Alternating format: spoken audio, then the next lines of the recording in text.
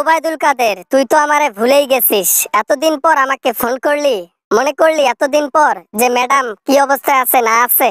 তা কি খবর তোর? ম্যাডাম, এইভাবে আর কতদিন পালিয়ে পালিয়ে বেড়াবো?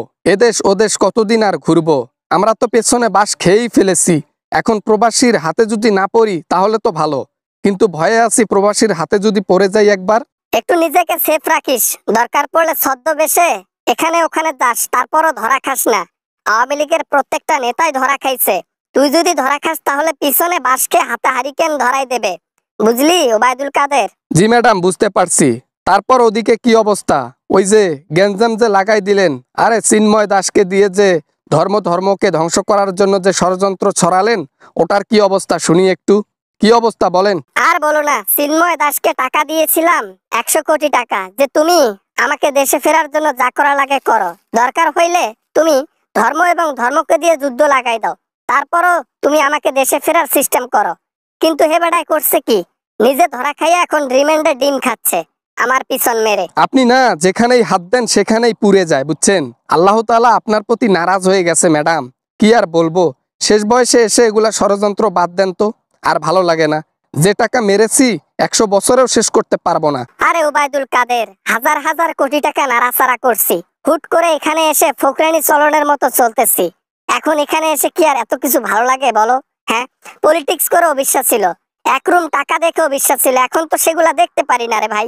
এজন্য তো মাথা নষ্ট আমার, কি করব না করব সেন্সে আসে না। ম্যাডাম, অতি লোভে তাঁতি নষ্ট, কথাটা কিন্তু সত্য। পরে আবার অন্যের ক্ষতি করতে গিয়ে নিজের নাকি ক্ষতি করে ফেলেন, বুঝছেন? তাই সাবধানে যা করবেন করেন। বাংলাদেশে ঢুকলে অবশ্যই জানাবেন, আবারও গদি চাই আমি। সেটা তো অবশ্যই, তুমি আমার খাস লোক, এজন্য তো পালানোর সময় তোমাকে নিয়ে পালাইছি, অন্য কাউকে নেই নেই, কারণ ওরা রিমান্ডের একটু শাস্তি পেয়ে সবকিছু উগলাই দিয়েছে।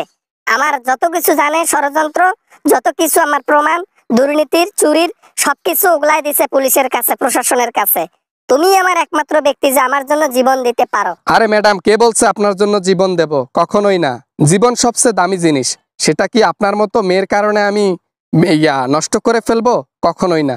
ম্যাডাম, আপনিও স্বার্থের জন্য কাজ করেন, আমিও তার বাইরে নই, আপনার চেলা বলে কথা। হায় হায় রে, একটা একটা নেতা পাইলাম না ভালো আমার মনের মতো, সবগুলা চোর। আমি নিজেও সুন্নি, নেতাগুলোও আমার চোর। সব কয়টারে খাওয়াই খাওয়াই পেট আর ভুঁড়ি সব মোটা করে ফেলাইছি, একটাও আমার পক্ষপাতী না। সেই সময় যদি ছাত্রদের সাথে না লাগতেন, আজকে বাংলাদেশে রাজ করতাম, হাজার হাজার কোটি টাকার পাহাড় বানাইতাম। কিন্তু সেই সময় মানুষকে রাজাকার বলে, পুরো দেশবাসীকে রাজাকার বলে কি একটা জঘন্য কাজ করলেন। সেখানে তো আমাদের ডাকে না, আমাদের পরামর্শ কাজে লাগে নাই। আপনার মন যা চাইছে তাই করছেন, তাই আমরাও সেটাই করব যেটা আপনি করেছেন। আচ্ছা আচ্ছা, বুঝছি, সবগুলা হলো আমার পিছন মারা নেতা। আমি তো সবার সাথে শুইছি, সবকিছুই জানে আমার নেতাকে, তো এখন ওদের বাইরে কিছু করতেও পারি না।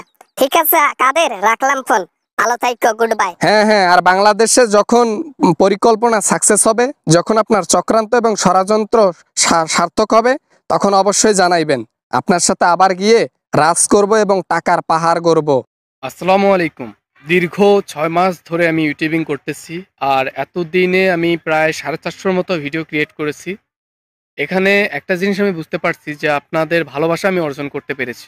বিকজ এতগুলো ভিডিও আর এত দিনে ইউটিউবিং করার পরও আমি 10টা নেগেটিভ কমেন্টস পাইনি, সবই পজিটিভ ছিল। অসংখ্য ধন্যবাদ সবাইকে। আমার ভিডিওগুলো ভালো লাগে আপনাদের, আর আমি এটা দেখে বুঝতে পারি যে আসলে আমি যা করতেছি তা হয়তো বা পাবলিকের ভালো লাগতেছে, যার কারণে নেগেটিভ কমেন্ট কেউ করতেছে না। সো অসংখ্য ধন্যবাদ সবাইকে। আর ভিডিওগুলো ভালো লাগলে অবশ্যই লাইক করবেন। আর আমার 27,000-এর পরিবার তৈরি হতে চলেছে, ইনশাল্লাহ খুব তাড়াতাড়ি হবে।